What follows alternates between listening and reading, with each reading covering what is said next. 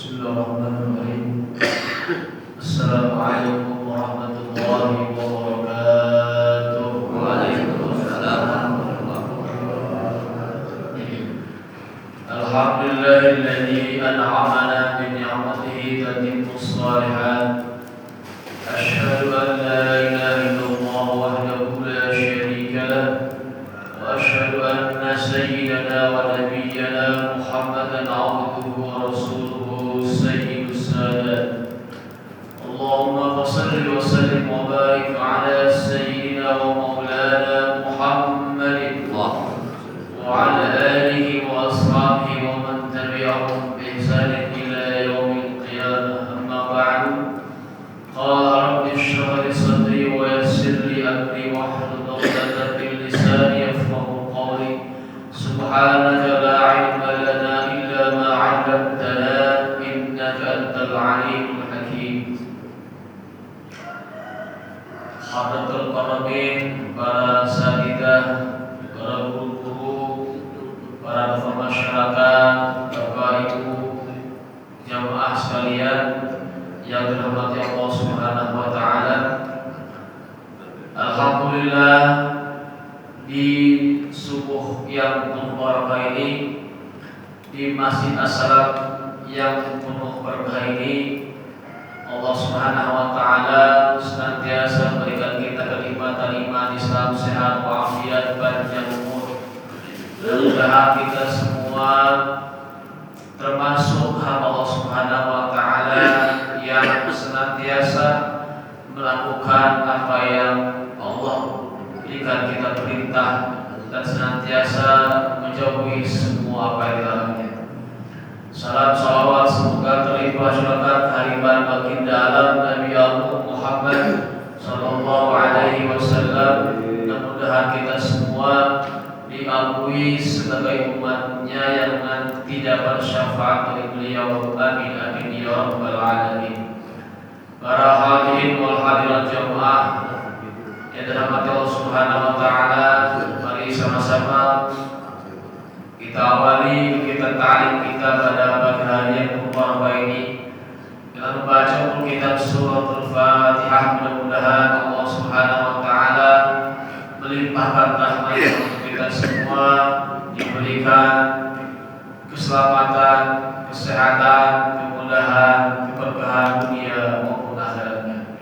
Al-Hadini Al-Fatihah.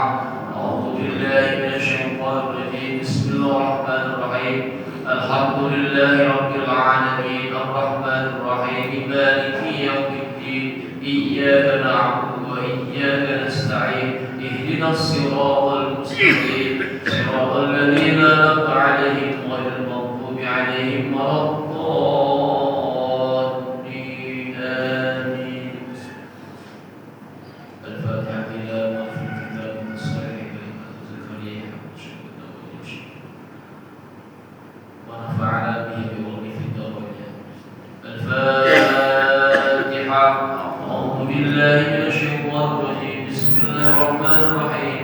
Alhamdulillahi rabbil alamin. Arrahmanir rahim. Maliki yaumiddin. Iyyaka na'budu wa iyyaka nasta'in. Ihdinas siratal mustaqim. Siratal ladzina an'amta 'alaihim ghairil maghdubi 'alaihim waladdallin. Amin. Para Bapak Ibu sekalian yang dirahmati Allah Subhanahu wa taala, hari ini kita akan mengkaji kitab Riyadhus Shalihin yang ditulis oleh Imam An-Nawawi Ad-Dimashqi rahmatullah alaih. Kitabul Adabi. Kita hari ini coba belajar tentang kitab adab, tata krama, sopan santun, adab. Jadi Rasul itu adalah manusia yang paling sempurna, yang kesempurnaannya tidak ada yang tandingi di bumi ini, karena beliau diurus dan dididik oleh Sang Maha Sempurna, yaitu Allah Subhanahu wa taala. Maka hadisnya luar biasa. Beliau tidak semua ilmu yang sangat berguna bagi kita sampai akhir nanti. Babul haya wa fadluhu wal hasu ala takhalluqi bihi. Hadis pertama tentang adab adalah Ali bin Umar radhiyallahu ta'ala anhuma anna Rasulullah sallallahu alaihi wasallam marra ala rajulin min al-ansari wa huwa ya'ibu akhahu fil haya'i. Faqala Rasulullah sallallahu alaihi wasallam da'hu fa innal haya'a minal iman. Muttafaqun alaih. Kalau hadis sudah muttafaq alaih berarti Bukhari Muslim. Ya, sudah dipastikan kesahihannya. Hadis pertama ini adalah dari Ibnu Umar. Rasulullah sallallahu alaihi wasallam pernah melewati jalan dan ketemu seorang laki-laki, ya, melewati seorang laki-laki dari kaum Ansor. Ketika itu Rasulullah SAW lewat sedang melihat Ansor itu sedang nasihati saudaranya, ya, supaya ada rasa malu. Di haya itu adalah rasa malu, ya. Maka temannya nasihatin kepada saudaranya supaya ada rasa malu dalam dirinya. Tapi temannya sedikit tidak menerimanya. Rasul ngomong langsung orang Ansor itu. Kata Rasul, "Dah, tinggalin dia. Tinggalkan dia. Karena haya itu iman. Malu itu bagian daripada iman." Jadi ternyata iman itu bukan hanya kita kan hafalnya kepada Allah, ya, kepada Rasulullah. Ternyata ada beberapa cabang iman yang kita bahas berikutnya. Ternyata malu itu adalah bagian daripada keimanan. Nanti kita bahas apa itu sih, kenapa kok termasuk modal keimanan. Nanti ada keterangan. Dari Imran ibn Husain, Rasul bersabda begini, al-haya'u la ya'ti illa bi khair. Malu itu, rasa malu itu akan ada manfaatnya, pasti ada. Dan manfaat malu itu pasti ada kebaikan. Ya. Jadi kalau orang punya rasa malu, itu manfaatnya pasti ada kebaikan. Tidak mungkin tidak ada, kata Rasulullah SAW gitu. Maka ulama menjelaskan hakikatul haya. Kok bisa malu itu adalah sesuatu yang termasuk dalam cabang keimanan dan pasti baik. Ulama menjelaskan begini, hakikatul haya, kalau yang namanya malu itu kata ulama, makna yang sebenarnya adalah khuluqun yab'atsu 'ala tarkil qabihi wa yamna'u min at-taqsiri fi haqqil haqq.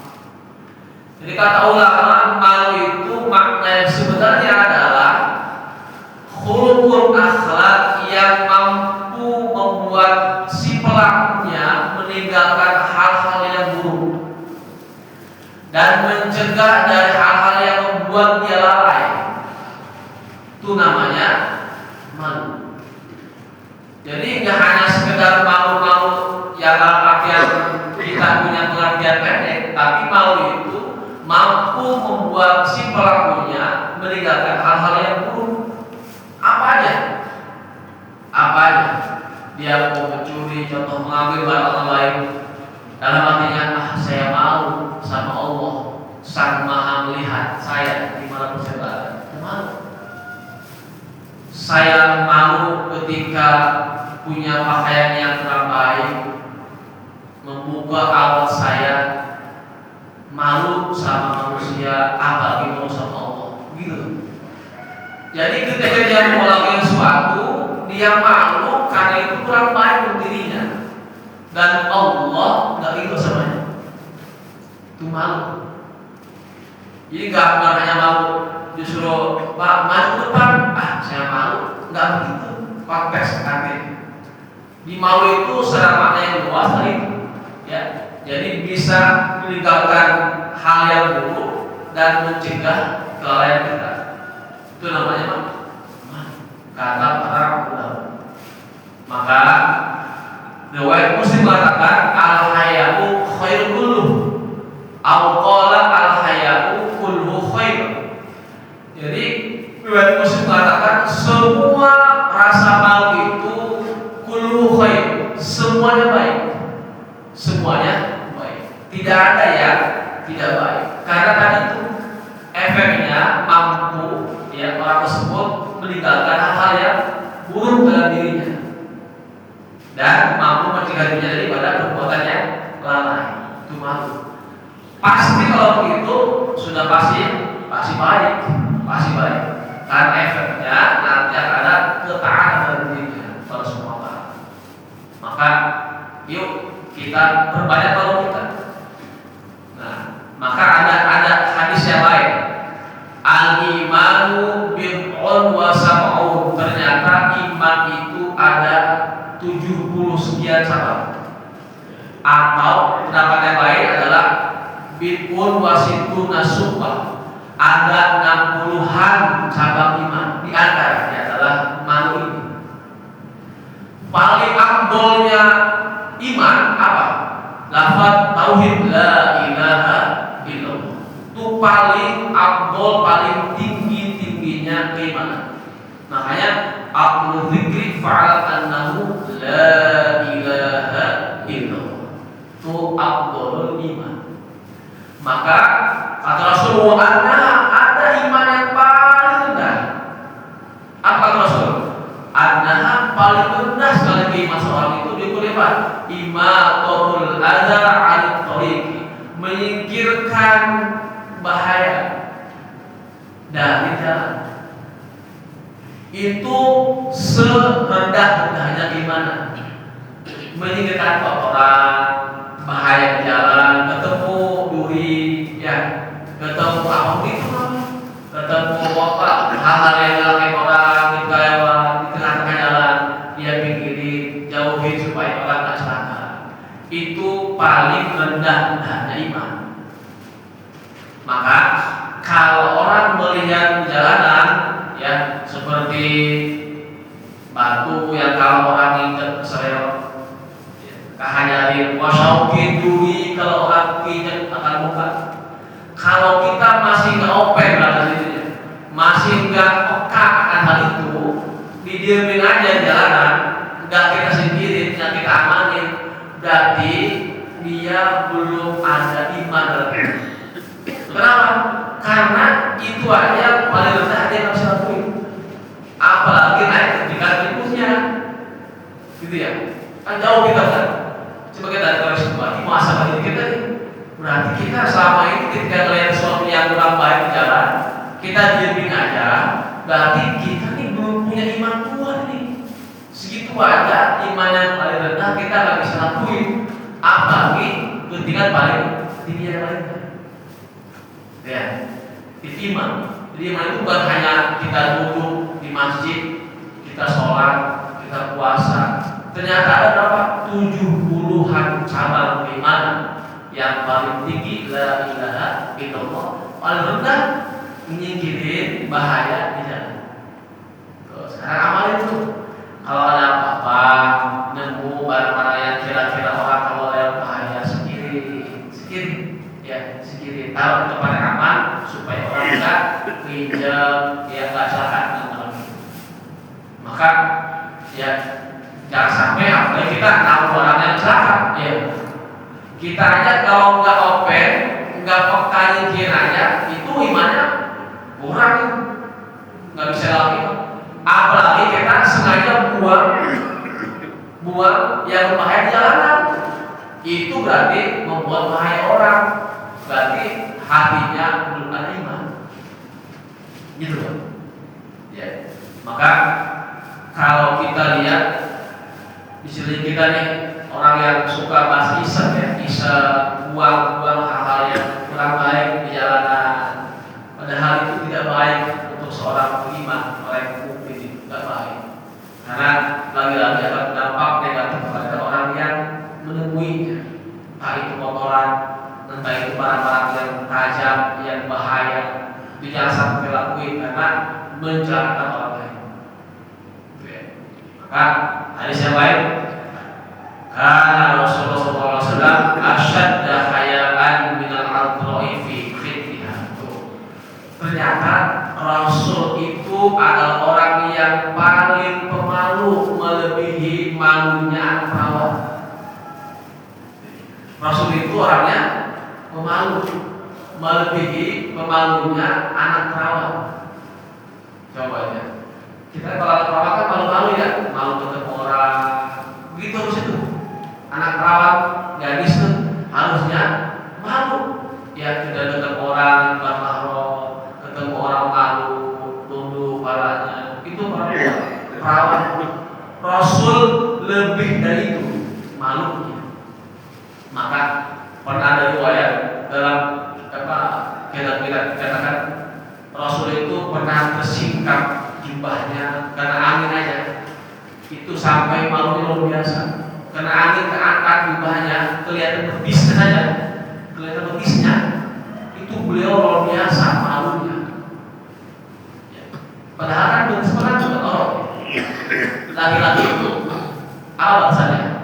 Ya, suruh ubah, udel, ya ini, ya sampai dengan lutut, itu laki-laki orangnya, batasannya. Rasul kelihatan betisnya, itu malu ditampung karena nggak sengaja kena angin aja. Sekarang gimana? Sengaja dibuka, woi. Jadi malunya kemana? Ya, apalagi perempuan. Oh perempuan. Rasul aja ada kita tersingkap ya jubahnya, kelihatan betisnya, malu ditampung. Sekarang ya zaman sekarang ya, laki-laki perempuan berani membuka auratnya. Apakah itu malu? Jawab oleh senang. Tapi itu kebanggaan sekarang dia. Sekarang itu jadi kebanggaan orang ketika punya fashion, pakaian yang dikategorikan sekarang update, yang kalau nggak pakai itu dia dianggap orang yang gatel, orang yang ketinggalan zaman. Ternyata itu adalah larangan yang agama larang. Maka kita coba perhatikan anak kita, anak perempuan kita, apakah sudah ada rasa malunya atau belum? Maka kalau belum ada, ingatkan dia, karena seorang perempuan ya, harus punya rasa malu yang tinggi melebihi laki-laki. Karena arek perempuan lebih banyak sekali yang auratnya. Maka fa'idza ra'a syai'an yakrahu 'afnahu fi wajhi. Kalau Rasul melihat sesuatu yang beliau tak suka, itu terlihat dari wajah beliau. Apa? Wajah beliau kelihatan tak suka. Karena kalau Rasul benci, tidak suka dengan kelakuannya. Nah Rasul ingetin, ya ingetin kalau orang, nah itu kalau orang tak punya malu, buat Rasul tinggalin, ya tinggalin. Jangan sampai pasar begitu, karena orang begitu memang gak punya malu. Sama dengan kalau orang berdebat, orang yang berilmu dan orang yang berilmu beda. Kalau kita debat dengan orang yang tidak berilmu, ya dan egoisme tinggi, jangan dilawan, tinggalin. Itu yang terbaik. Karena kalau berdebat dengan orang yang memang egoisme tinggi, hanya percaya dengan pendapatnya sendiri, tidak menerima yang lain, maka sia-sia ngasih dia keilmuan sia-sia. Maka tinggalin. Begitu saja. Karena nggak ada ujungnya, nggak ada yang ada ribu. Kata Rasul begitu. Maka kita harus tahu kita punya waktu batasan yang harus kita ketahui, Pak. Mana baik, mana tidak. Kalau yang itu nggak baik, tinggalin. Berarti kalau kita lingkarannya nggak baik buat kita, itu kita punya rasa malu. Saya malu kalau saya tidak jamaah. Saya malu saya kalau nggak nengokin tetangga yang sedang sakit. Apa Rasul? Kalau kita ini semua begini, laisa bil mukmin man yabitu syab'ana wajahu bijadbihi jai. Ternyata open yang peduli kepada tetangga, saudara terdekat kita itu adalah bagian daripada iman. Kata Rasul, bukan disebut orang beriman orang yang bisa tidur nyenyak, tidur lelap, ya, tapi tetangga di samping kiri kanan depan belakangnya tidur dalam keadaan lapar. Itu orang bukan termasuk orang yang beriman. Karena peduli itu termasuk bagian daripada keimanan. Jadi iman itu banyak, 70 cabang banyak sekali. Di antaranya adalah peduli kepada saudara tetangga kita. Baca Quran itu adalah termasuk iman lisannya. Kalau peduli sosial itu iman secara perilaku kita. Itu iman. Jadi nggak hanya mulu-mulu sholat, nggak hanya mulu-mulu kita diam di masjid, ya tiap hari masjid, ya tapi ternyata nggak open, nggak peduli sama orang sekitar, berarti iman kita belum bagus. Maka kalau ingin disebut orang baik harus balance hubungan sama Allah yang baik, sama orang yang baik. Percuma kita ruku, sujud tiap hari, tahajud sering, duha apalagi, baca Quran luar biasa. Tapi ketika di rumah kita melihat tetangga kita yang kelaparan, kita diam. Kita sama saudara selalu marah. Kita sama orang tua selalu marah. Coba itu, nggak match. Harusnya kalau orang rajin sholat, rajin ibadahnya, harusnya ada dampak positif, harus.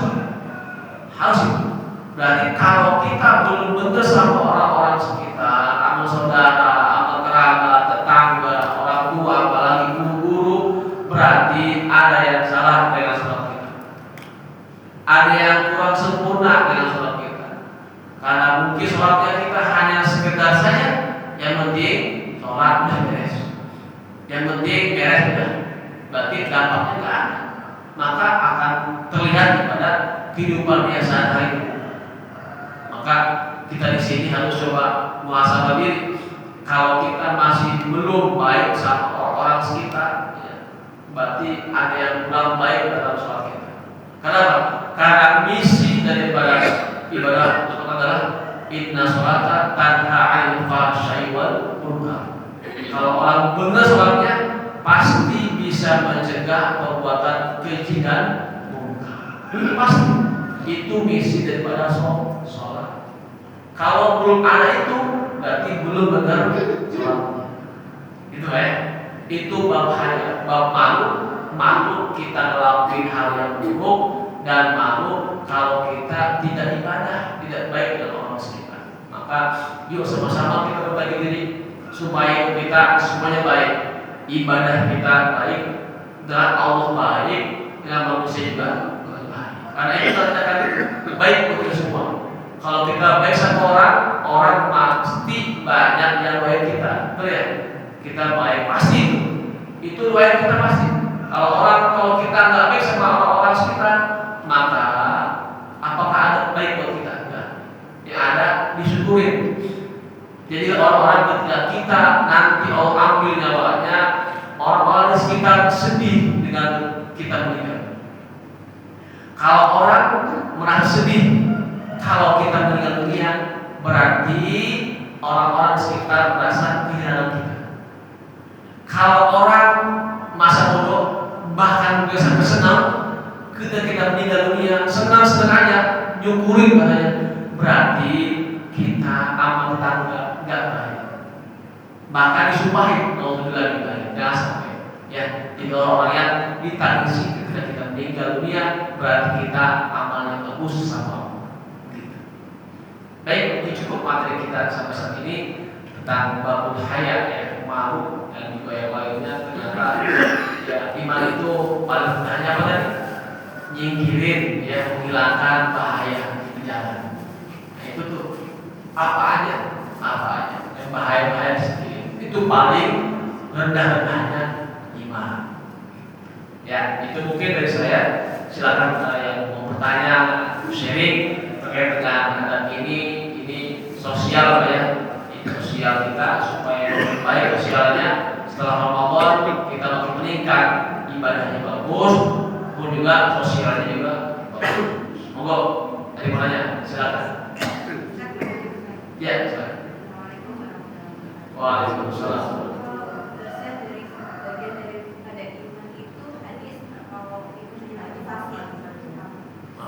Ketika kita banyak orang yang buang sampah itu sembarangan, itu sebenarnya efeknya itu dia dosa atau hanya sekedar kayaknya nggak bagus gitu, apa adabnya nggak bagus, karena itu nyusahin, maksudnya itu ya kok nggak ada kamu jadi berantakan itu efeknya itu karena adab aja, tapi dia berdosa dari terhadap orang yang lingkungan.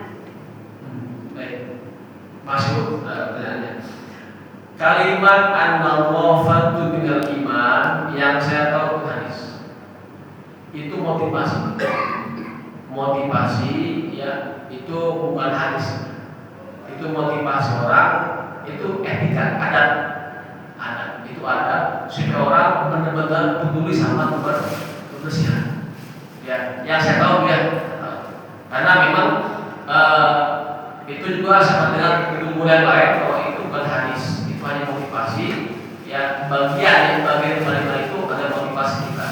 Dan saya belum menemukan, ya, mungkin guru kita sudah berhormat, ya, mungkin ada hal lain, tapi saya belum menemukan itu bahwa itu hanya sekedar himbauan, ya, motivasi orang supaya menjaga kebersihan sendiri.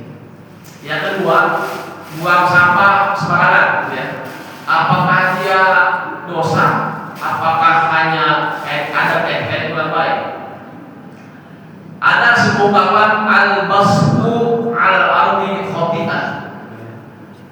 Jangan kita buang sampah nih, meludah, ya, meludah di tempat yang tidak tepat, itu adalah khoti'ah, sebuah kesalahan. Itu meludah saja. Kita meludah di lantai, ya. Kalau orang nginjak licin jatuh, kita meludah di tempat sembarangan, yang orang buat jadi jorok, bau, itu adalah khoti'ah, sebuah kesalahan. Apalagi buang sampah sembarangan, efeknya apa sih? Maka itu termasuk ke dalam kita punya etika bermasyarakat, adat kita. Maka sekalipun memang sebuah etika, tapi itu penting karena Rasul ini termasuk daripada adat kita. Malu buang sampah sembarangan. Kalau dia buang sampah sembarangan, apa efeknya? Pasti dalam kebersihannya, sumber penyakit, nanti ada banjir kalau dia buang sampah di sungai-sungai, ya. Dampaknya pasti besar. Kita aja naruh aja yang bisa bahayanya di jalanan, termasuk yang tidak baik, kan? Nyingkirin itu yang bagusnya. Apalagi naruh sampah sembarangan, itu etikanya tidak baik. Harusnya ditaruh di tempatnya yang benar, sesuai aturan dan, ya, sesuai arahan para keluar. Jangan sampai kita buang sampah sembarangan, tidak baik, dan itu sebuah kesalahan untuk orang tersebut. Harusnya diingatkan supaya tidak buang sampah sembarangan. Gitu. Kalau dosa tidak dosa, kalau efek dari buang sampah itu bisa merugikan orang lain, contoh bisa buat sakit orang-orang atau buat banjir, dosa. Efeknya, kalau efek dari dia buang sampah membuat orang-orang jadi rugi, bahkan naudzubillah jadi sakit, bahkan meninggal dunia, wah itu masih dosa. Tapi selama itu dia hanya buang sampah, atau ini ada tempat sampah, dia buang sampah di pinggirnya, nggak masuk di sini. Ya sudah, kita ingetin, Pak, nggak baik Pak. Kalau buang sampah ambil, tambah lagi. Itu udah hanya sebuah etikanya nggak baik. Tapi kalau buang sampah tadi itu ya lebih itu sampai membuat orang ini rugi, ya itu termasuk zalim, dosa. Ya ranahnya apa sudah beda. Maka dasar seperti itu, gitu. Ya. Termasuk membakar sampah sembarangan juga ya Pak. Membakar sampah sembarangan. Ya karena kan itu asapnya juga bisa membuat orang bisa jadi sakit, kotor lingkungan, kotor. Iya, artinya semua hal ya.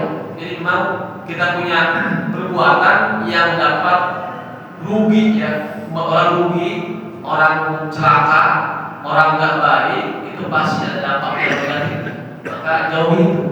Membuang sampah, membakar sampah, harusnya kan kalau membakar sampah kan di tempat yang kira-kira ya di luar jangkauan manusia ya, bisa lepas ke atas gitu, jadi nggak masuk, bisa mengap lagi orang yang punya penyakit yang asma gitu ya, atau segala macam itu kan perlu dihindari juga. Maka itu supaya dipikirin kalau mau bakar buang sampah ya harusnya diatur sendiri juga supaya tak kok orang rugi gitu.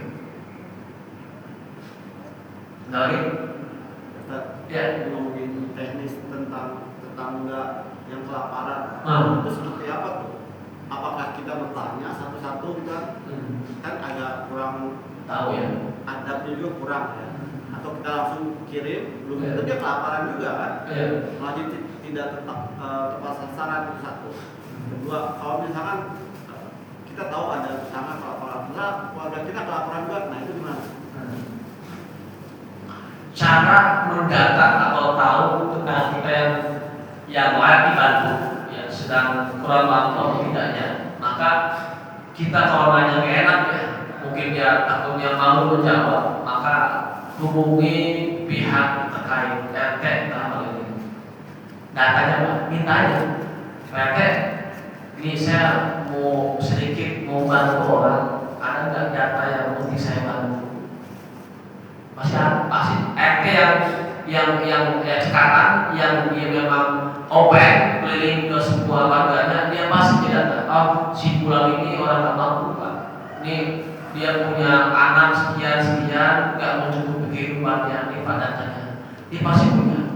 Itu pertama. Jadi supaya yang kita membantu itu tidak tahu, kita membantu atau menyenangkan ke enak, tanya RT-nya, paling ke RT. Karena insya Allah datanya kita tahu. Nah kalau emang belum tahu nih Pak RT, belum ada data yang update nih, ya sudah kita lihat keseharian. Kita ya saya aja lewat atau nanya tetangga samping kiri kanannya, nanya aja. Kalau kita RT belum ada data update-nya, tanya tetangga-tetangganya. Si bulan lagi mana sih? Saya pengen tahu.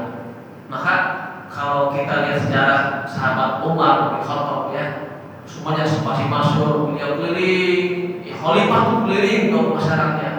Ternyata beliau melihat seorang ibu yang sedang memasak ya. Dia samperin itu anaknya lagi nungguin. Dia tanya, "Mau ibu lagi masak apa?" "Ya masak untuk anak saya makan. Udah lama belum makan hari ini, nunggu lapar." Umar minta tolong dibuka air, dibuka masaknya. Ternyata batu dimasak. Makanya ibu kok masak batu? Kan anak ibu lagi pada nungguin. Kasihan. Wahai kisanak, ini saya masak sengaja dilama-lamain, mudah-mudahan anak saya tidur dulu sampai dia lupa laparnya. Umar waktu itu langsung tercengang dan kaget, sedih sampai dipukul. Ternyata kata Umar ada masakan saya yang sampai segini laparnya, nggak bisa ngasih makan anak-anaknya. Umar sama orang kepercayaannya langsung beliau kita ke Baitullah, dibawa langsung Umar sendiri digotong dari Baitullah untuk kasih bagi ibu itu. Kata pengawalnya, "Wahai khalifah, saya yang bawa bantunya." Kata Umar, "Kamu mau lalu semua saya yang dosa, saya yang zolim melihat kita masyarakat hampir soal begini selama digotong Pak sama Umar, dikasih dimasak di kandungnya, dikasih sama ibu. Sampai beres tanya, ternyata ibu itu sedikit menyinggung khalifah, nggak tahu itu khalifah. Kata ibu itu ternyata Umar nggak tahu saya kata begini, sedih bu. Dikasih bias makan kenyang semua. Nanya si ibu itu, emang Anda siapa kok mau-mauan saya makan banyak begini? Saya Umar, ya itu tadi ngomong begini. Umar. Maka diantaranya ya kalau kita nggak tahu data kita bahasanya 10 surat. Lihat sekeliling kita yang kelaparan, yang orang dibantu kita punya tetangga. Maka itu adalah iman kita yang terbaik. Nah kedua, milih mana ketika kita punya kerabat terdekat dengan tetangga gitu ya, yang hubungan darahnya jauh, tidak ada mungkin, maka utamakan yang kerabat terdekat. Pasti ya, wa tinggal qurba haqqahu wal miskin itu. Jadi kasih dulu al qurba, kerabat terdekat kita, saudara kita, adik kita, kakak kita, pokoknya yang paling dekat yang hubungan darah sama kita, itu utamakan. Itu setelah itu beres baru yang lainnya gitu. Jadi jangan sampai kita open sama tetangga yang ternyata ada saudara kita, adik kita, kakak kita, orang tua kita yang butuhin kita enggak perhatikan, itu dosa, nggak boleh ya. Jadi itu level tingkatan.